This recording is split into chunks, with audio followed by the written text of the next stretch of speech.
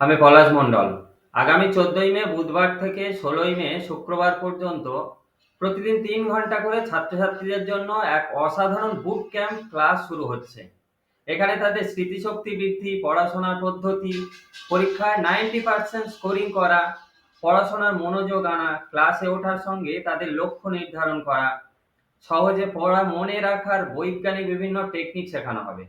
এটি একটি অসাধারণ ক্লাস ছাত্রছাত্রীদের জন্য।